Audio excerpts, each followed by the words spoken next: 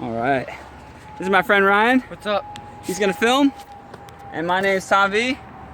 And today we're gonna be doing a history of the skateboard. So as you can see, I have my skateboard collection here, which includes all my old school skateboards, none of my new skateboards, and we're gonna be going through the history all the way back, actually starting in Polynesia. So this will be part one of the video. Part two will be my paper, and part three will be the newest evolution of the skateboard.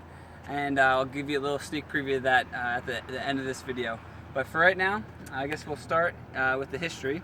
And the history actually is really cool of the skateboard. It actually is derived from surfing, and surfing is actually derived from boats that they used in Polynesia. So you could actually technically argue that skateboarding evolved from a tree, which is very cool because skateboarding has always had a natural influence to it. Now, I'm pretty sure it's Polynesia. I did the paper 8 years ago, but I'm going to be doing this all off the top of my head. Polynesia, I believe they actually had paddle boats and moved to Hawaii. They were kind of like a migrant sea nation, and so they would follow fish where they migrated, and apparently they ended up in Hawaii, where these boats that were kind of pontoon boats turned more into kayaks, and from those kayaks kind of turned into longboard surfboards that are traditional Hawaiian surfboards that are made out of long, thick pieces of hardwood. Now, the important thing about Hawaii is that it was annexed into America in 1938, and with that kind of brought Hawaii into the mainstream surfing light. So surfing became very big in the early 60s, and it kind of encapsulated everything about the Californian culture over there, and that's a whole other thing in itself. But essentially, these surfers in California, it was rumored that one day the waves were just super flat, and they wanted to have some fun and rip around the streets on these huge hills that were the coastal hills of LA, etc. Now, the sport started off being called sidewalk surfing, and it's very cool because a lot of the surf culture moved into the skater culture, and they were almost one and the same. Now, let me give you a great example of what these kids were doing that day, which they decided to make themselves a skateboard. Now, we'll see here, these are actually roller skates. These would have been their parents, their sisters' roller skates. We actually have 3 sets. So, this is actually a really old pair. And my favorite thing in here, actually get a little closer, I don't know if the shade will allow us, but this is a great example of a handmade board. A lot of the times they were using the fronts to dressers and stuff, and just hand cutting them. A lot of time they were asymmetric, just handwork. This one's a great example of the customization that the kids put on it. Beverly has flowers and strawberries and mushrooms, and just a really cool piece of the 60s. And you can actually see the way these are 2 parts. They would just cut them in half, and these are very similar, you can see. So that's one of the first examples of the skateboards. They did not skate very well. They had metal wheels that were very slippery on most surfaces. The bearings weren't that great, so they didn't roll that well. But a lot of people were just using them with their bare feet, and just doing a lot of spins. And eventually they got to the banks of some schools and started surfing the banks, kind of like waves, which was another similarity to surfing. Now, as you can see in these 2 boards, they're a very simple shape, just like most surfboards back then. You can see I bought this one for $15 on eBay. These are great collector items, but these were handmade. But if you compare these handmade ones to some of the earliest boards of the time, they weren't that much different. So this actually has his initials stabbed into it, BW, which is pretty cool. And this is Hawaiian Surf And there's a picture of a guy hanging 10, and this says Union Hardware Roller Skates. MFG by Metal Mass Co. Inc. Philly, PA. So that's actually cool. This one's based off in Philadelphia. This one's got his eye stabbed out too. That's pretty funny.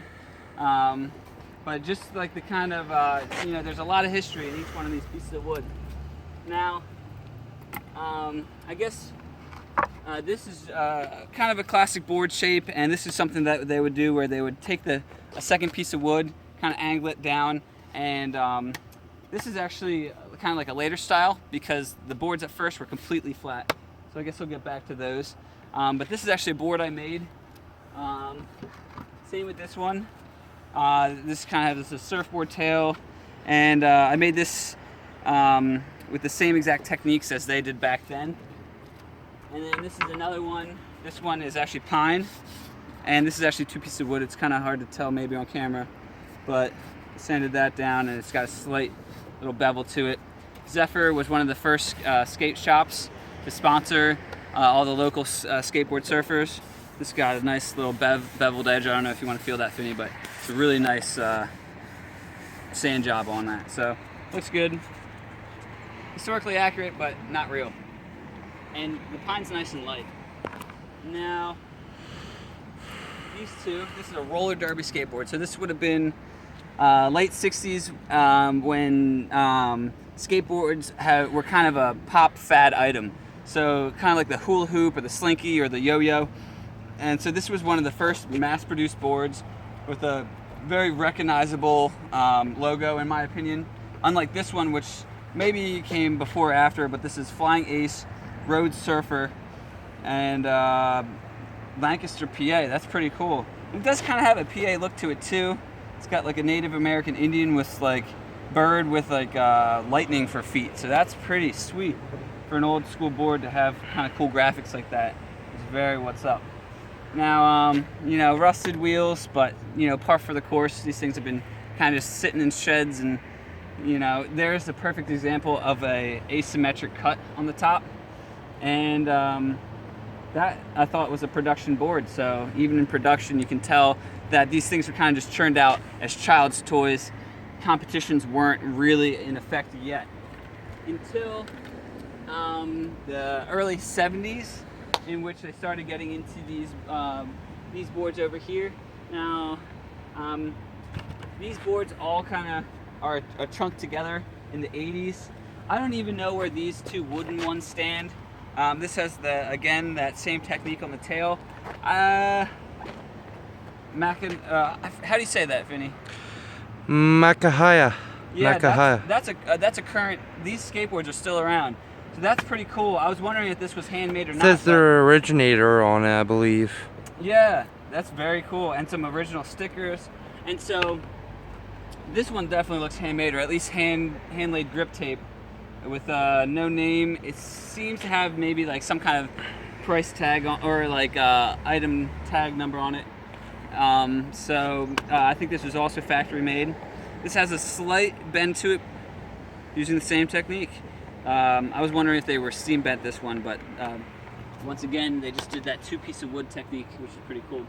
Now, in these competitions, this is definitely a kid one. You can tell because the trucks are plastic. But this says Tomcat. My name's Tom. So, had to get it for the collection. But these guys were a great example of what they would have been skating in the late mid 80s, I guess. This is Veraflex, and it's got a little cross hatch wicker pattern to the top, I guess, to add grip. They weren't thinking grip tape yet, I guess. And this is just a single mold with these ribs, these plastic ribs.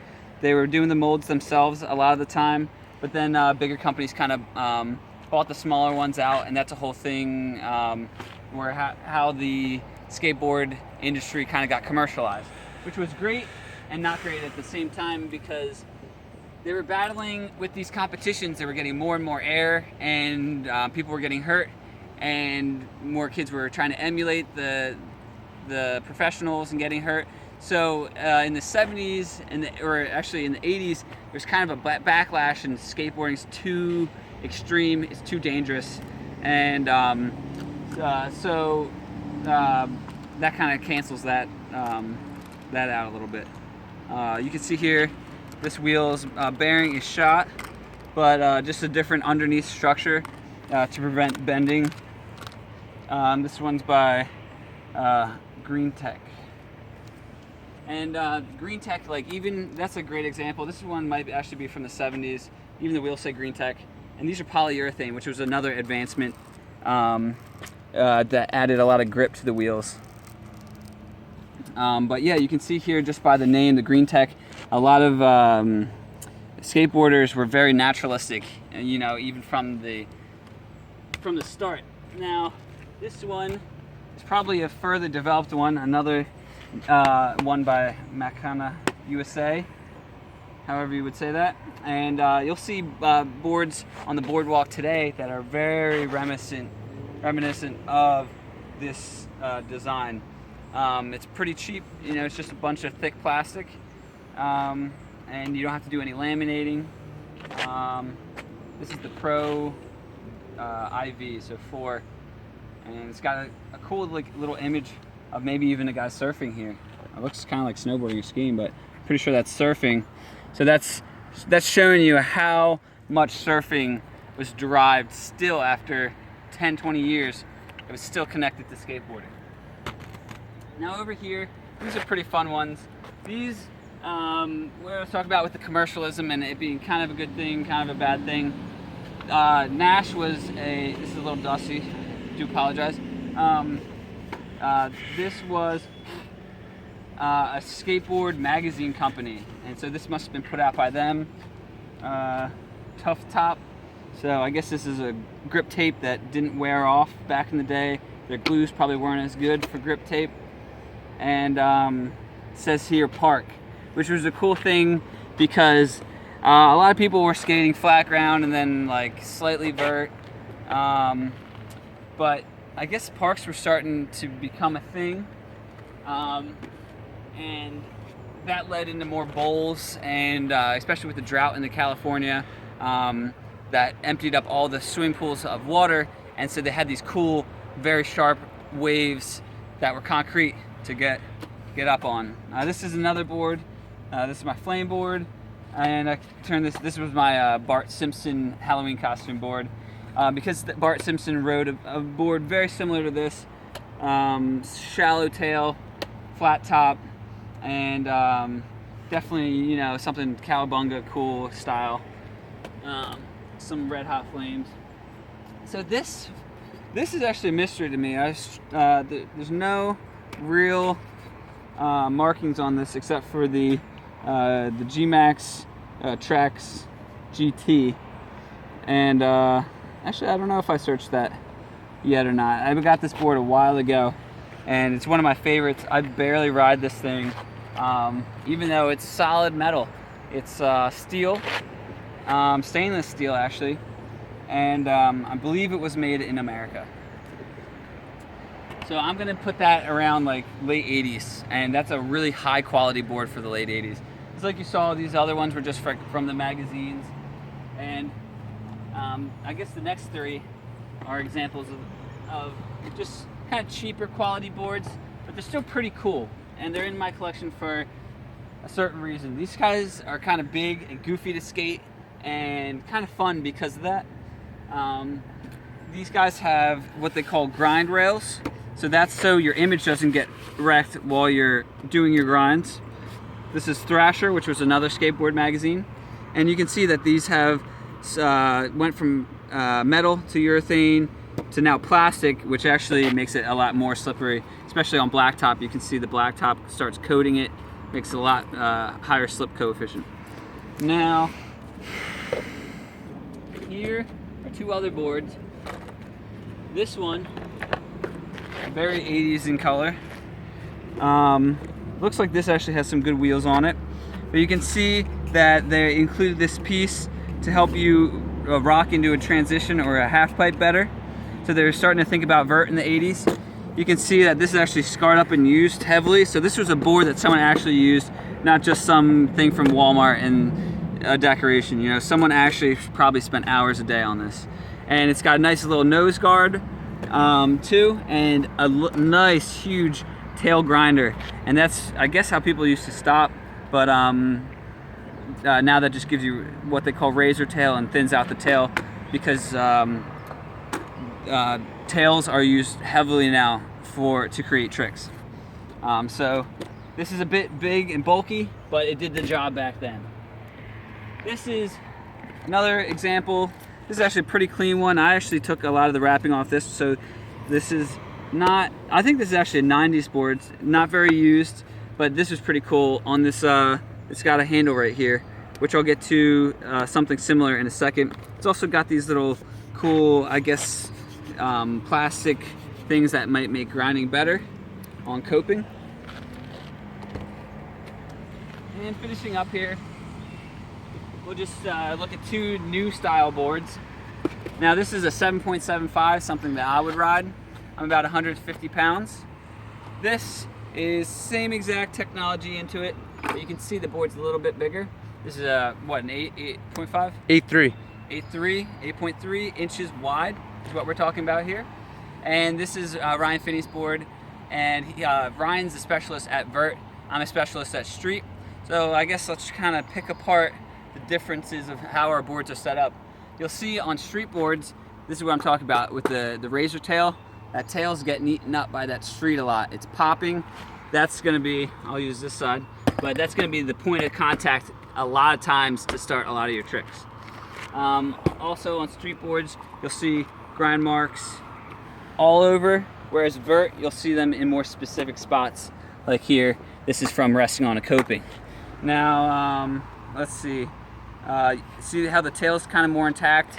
Usually boards like this are staying out of park and not on really abrasive surfaces, just like street skaters would kind of run into. It's got a nice wide wheelbase, which helps for stability in balancing while carving these huge vert ramps.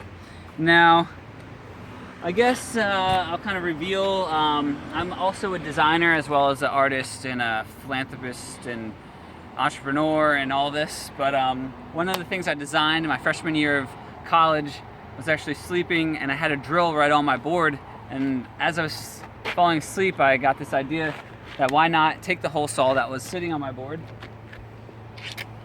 and put two holes in it. Now these aren't just any two holes, these are specifically placed in the strongest parts of the board. So the traditional breaking points, there's 5. One in the center, one on each of the trucks, and almost never does it snap within this tail range, in the middle of the tail. That's how I knew I could remove that there.